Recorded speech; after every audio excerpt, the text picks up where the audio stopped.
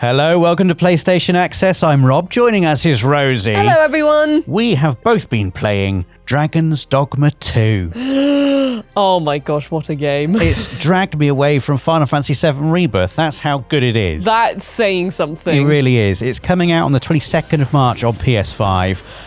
I think it's unlike any RPG I've ever played before. Well, it's a bit like the first Dragons Dogma, but that was also a very unique RPG. But I've just been having so much fun with it. We can't cover everything in this video. There are going to be no story spoilers, but I think the stories in Dragons Dogma 2 are the ones that happen just randomly out in the world. Like there's so much funny stuff that's happened to me. To launch this conversation, Rosie, I want to ask you about your pawn. Who's your main pawn? Tell me all about them. I was debating between doing an original character or recreating a character who I love, who already exists. And I created Ichiban from the Like a Dragon series. Of course you did. And it is so much fun running around with my Ichiban. I spend a lot of time trying to do my best to recreate the original character. You get your default voices that you can choose from. Yeah. So I've tried to match it as close to his voice as possible, but it's so funny to me running around and Ichiban just goes like, "Oh, hello there, Arisen. Yes, we will go on this journey together, venturing forth into this world." You made him kind-hearted as his personality trait. I've made him kind-hearted because Ichiban's a very compassionate character, and Right. I just read the kind-hearted description. I thought, yes, this is Ichiban. He's a fighter as well, because obviously Like a Dragon's influenced by Dragon Quest, and my rule is that Ichiban has to stay alive at all costs. I've done it before where I've been in a fight which is a bit too aggressive for my party for the level we are, and literally I just picked Ichiban up because you could just pick him up and just ran off with him. I was like, no, you are coming with me. He was rooting for the fight. He's always charging in there. I am keeping you alive. You are my companion for life. I love those moments. We should clarify for anyone who's not familiar with Dragon's Dogma what a pawn is. Yes. So you can create like an AI NPC companion who accompanies you on your quest. You can also hire up to 2 other pawns that other people have made, and there are some preset ones that Capcom have made that you can hire, but also you can hire your friends' pawns. So if I wanted to, I could go to a Rift Stone in game and I could hire Ichiban that Rosie has made to be in my party. I'm going to look for Ichiban tonight, Rosie. Who have you made? Well, I regret my decision, Rosie, because I was so impatient at the start of the game to just dive in and start playing. Having just made my own character, I was like, I'll just quickly make a main pawn without thinking too much about the impact that would have on my adventure. She's called Cassiopeia. I quite like her. She's cool. She's an archer. I recognise that name. It might have popped up in my Rift. I hope you've enjoyed an adventure or two with Cassiopeia. I don't think I've hired them yet. Well, you should. They're great. They got lots of really unique quest knowledge. Okay. But yeah, she's cool. But other people's are just funny. Like, you've made Ichiban. I have Secret Boss's pawn in my party. Oh my gosh, I've been looking for Secret Boss's pawn. He's made Randy Newman. 70s era Randy Newman. 70s era. And he's a really powerful sorcerer. Right. Randy Newman just destroys everything. My friend Ian, who works for Capcom, he's made Barry Chuckle from the Chuckle Brothers. Oh my gosh. So I've got Randy Newman, Barry Chuckle, and Cassiopeia in my party, with like a really strangely slightly off version of me as like the main hero character. There are official PlayStation Access pawns that you can hire when the game comes out as well. So we've all made ourselves, but that's for another video. I know exactly what you mean with the my pawn can't die. Like, you make such a bond with these characters. For some reason, they just have so much personality. Yeah, they all just, when you're running around, they just chat amongst themselves a little bit, and it's great. so lovely. It is amazing. But I had a similar situation where just out of nowhere, this Minotaur just crashed in to the forest as I was wandering through it, and like you, Rosie, I was not powerful enough to fight this Minotaur, so I was like, quickly run. Then you just hear that little sort of like alarm sound that the DualSense makes when one of your pawns is nearly dying, and it was Cassiopeia. I was like, no, Cass. So I told my other pawns to wait because I didn't want them getting involved with the Minotaur as well. So I heroically just ran in on my own, revived Cassiopeia, and we ran out. You know, you can use the D-pad prompts to be like, come with me, or wait there, or go. So I was running like, come on, Cassiopeia, let's go. Both running. This Minotaur just smashing trees left, right, and centre. And it's those sort of like non-scripted random moments that just, you can't plan for those to happen. It's unlikely anything like that will ever happen again. But for me, that's where the real magic of this game comes out. Like, I've never played anything like it, where just you know, Skyrim has like a lot of random funny stuff happening, but Dragon's Dogma 2, every time you play it, something new and unexpected happens. I went to explore down a little well area because one of my pawns said, oh, I can show you a little secret. I was like, oh, let's go. And then I went to open the chest and I got ambushed by skeletons with spirit powers. Yes. So I died there, but when I reloaded my save, I literally said to my party, wait, you are waiting here. So literally they were all standing there, mainly for Ichiban, but I was like, you'll stay. So I went running in, I literally opened the chest, legged it out by myself, and then like you say, you're like, come on everyone, come on, in a panic. And then when you climb up the well, you get ambushed again. By that time, the party downstairs, the villains, all caught up. So my pawns were like going downstairs, going upstairs. I was like, no, Ichiban, you are staying up here with me.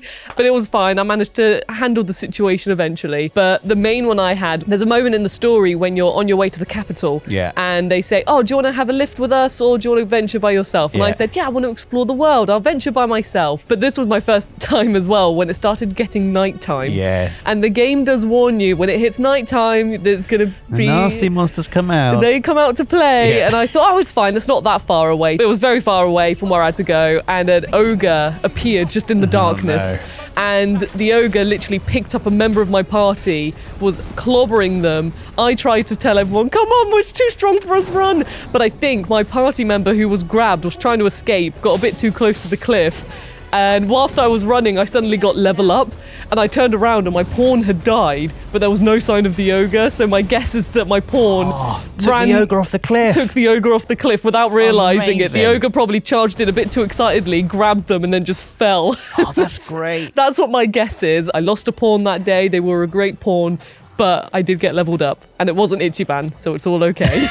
I love those stories. So I had a similar encounter. Like, the only time Cassiopeia has died for me was when, again, it was getting to night time. I found a campsite. So campsites are littered throughout the world. You can rest at them, you can cook at them. You get the really amazing looking meat. If you cook at a campsite, it's real meat, apparently. We've had it confirmed. And I saw, like, across a bridge from the campsite, a bunch of goblins. I was like, I'll just take those goblins out first, and then I'll make camp. Cassiopeia's an archer, so she was like standing on the bridge, firing arrows from a distance.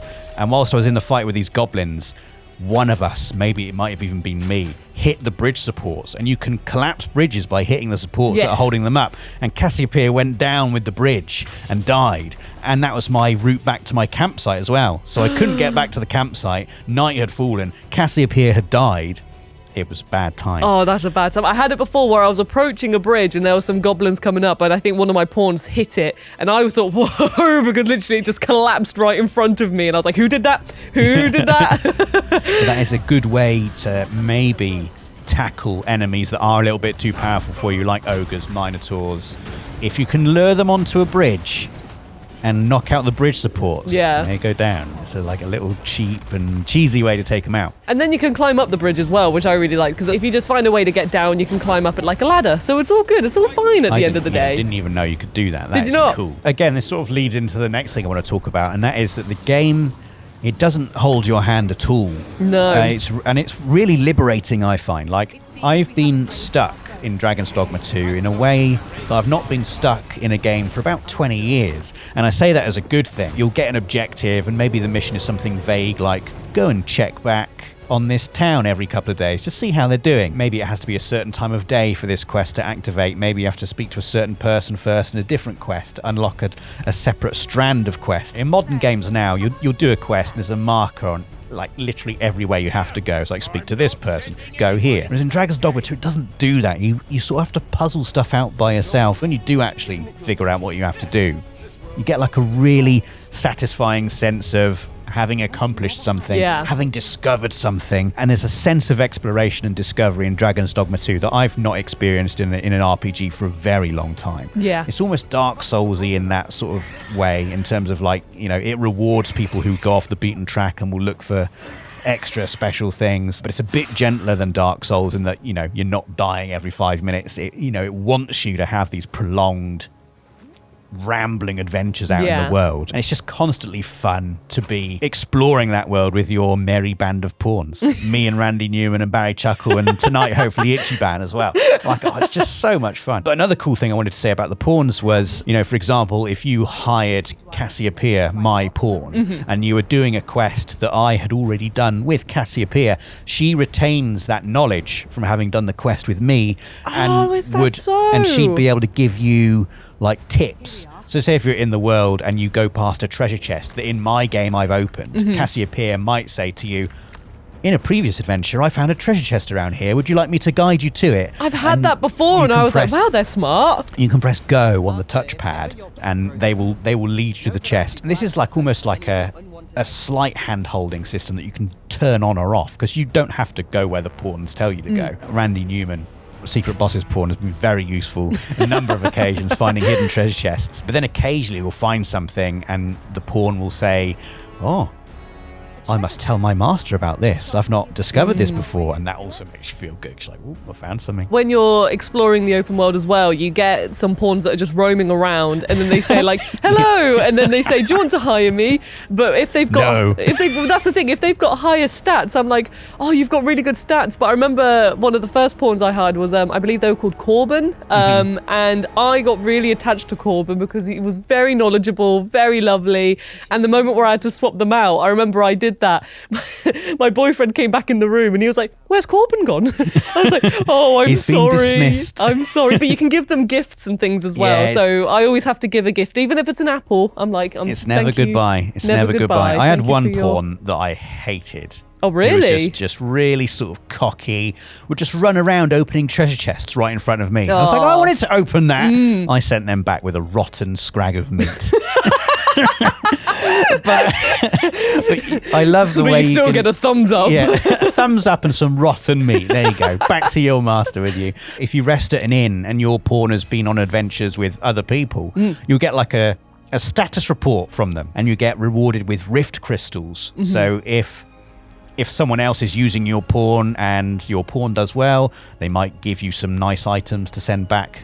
So you receive those. It's almost like an in-game trading system. This is a single-player game. You're never interacting directly with other players, but it feels like you are. It feels like you're on this co-op adventure and that everyone else is like contributing to the success of the whole. A real sort of community feeling to it. I really like at the moment just going into the rifts and seeing what creations for pawns people have made. I saw it in Aloy and I was like, oh, nice. I know, I saw an Aloy and I was like, yes, that's really cool. I just love seeing the creativity behind original characters, how people have made existing characters. I just love being with the pawns. They really do feel like my friends. It's sad when, you know, you say bye to some, but, you know, I'm always been more of a stats person. So they're just wonderful to venture off into the world with. I was doing a side quest where there was like a brother and you had to go find his brother who was collecting herbs. And I accidentally went on an off-beaten path because I thought that the brothers were going to go to town by themselves, but they didn't. And then literally you have those moments in the open world where you just hear like this crashing of a tree or like this and that was when I encountered my first Cyclops, and I remember thinking, oh my god, it was fantastic. The adrenaline was pumping through me. My pawns were probably not ready for the fight, but we did it anyway. So even then, just taking down the beasts, I love pushing them over when they're like a bit wobbly. My main tactic is get them to wobble, push them over, and then go for the head where I can. We've not even talked about the combat. I play as a warrior, and I've got a move called Springboard where one of my pawns can jump off my shield and I'll launch them into the air. Ichiban. Onto the back of an enemy. It's so cool. Or if you find yourself on some higher ground, you literally can just do a leap and just press R2 to grab onto the enemy. Yeah. And I was just on the back of this ogre. It was like flailing around trying to knock me off, and I was just like stabbing it in the back. Randy Newman was casting thunderbolts at it. Oh, it was amazing. It feels very Shadow of the Colossus when you're climbing up all of these giant creatures and things. But funnier. Less sad and melancholy. More just funny and exciting. And I will kill this flipping thing. I will get it. I like it when you're stumbling around a bit as well, and then all of your pawns run up and be like, Arisen, it's okay, and they heal you immediately. I love how they take care of you so much. When I'm fighting harpies, I always get put to sleep. Yeah. And as soon as you fall asleep, they're like, the Arisen has fallen asleep. And they'll have, nudge. I had Barry Chuckle like, come on, get up. And there'll be like harpies grabbing other people by the shoulders and flying off with them. You're like, no. I'll do my aerial strike to try and bring them down. It's so so wonderfully chaotic in those moments. I've never been so just completely entertained by a game in so long. Like, I've just not been able to put it down since I started playing. Every time you boot it up, it's guaranteed a new experience. You're running around a city and then NPCs just give you a quest, the conversations you have, the things you'll find. There are like collectibles which are really hard to find in the open world. I found 2 of them so far. So Seeker tokens. Yes, yeah, that's the one. I've got 2 of those as well. I got 2 of them. And there's like 240 odd, I think. So it's really encouraging to sort of like look far and wide as well. Another thing I want to touch on just before we wrap up is the vocations, because you can choose between 4 when you start off. So you've got fighter, archer, mage and thief. Yes. But more unlock as you progress, and when you get to a guild hall, and you'll typically find these in settlements, you can spend discipline points which you earn through battle to unlock other vocations. So if you start as a fighter, you can switch to any of the other vocations, and you can unlock special secret ones as well. There's a vocation I've just unlocked, which is like a spear/magic wielder, which is an Arisen only vocation. So only the Arisen can be this vocation, which I'm really excited to try out tonight. It's just this layers and layers of depth that just keep unraveling as you go through it, and just that sense of adventure is so good. The bond you form with your pawns, despite the fact that quite a lot of them are, there's a mixture of really seriously created pawns, like a really well-made Aloy fighting next to Barry Chuckle from the Chuckle Brothers. Like, it's just, no other game could you get this. It's just, it's so joyous and fantastic to explore. Yeah. I've been absolutely loving it. So please do hire Ichiban and Cassiopeia when you pick up Dragons Dogma 2 on the 22nd of March, and send them back with nice gifts, okay? I want some gold ore, I want some health potions, no rotten meat. I just want lots of hearts. Just take care of Ichiban for me. If you're on a quest with him, make sure he doesn't die, and and then if he does have to leave, give him a nice present. Just make sure he's okay. Yeah. That's very wholesomely said, Rosie. I'm like, just give me all the stuff. Give me the rift crystals. Just give him a present, whatever you fancy. An apple, bunch of flowers, gold. And also don't forget to hire the official PlayStation Access pawns as well, because we took a long time making those. It was actually weird making my Arisen knowing that we've made the pawn. So my pawn's got a tattoo of an orange circle on one arm, but my Arisen's got it on the other arm. So now I've made like another story, like we are false Arisen. Yeah, it's like my soul is in 2 different bodies. I have my character and the one you can hire. Oh, that is cool. That is very cool. But yeah, please do pick up the game. Let us know in the comments. Please just put in the comments some amazing, random, chaotic things that have happened to you whilst you're out on your Dragons Dogma 2 adventures. Thanks for listening. Give this video a like if you've enjoyed it, and don't forget to subscribe so you don't miss out on anything from the world of PlayStation. Thanks for watching.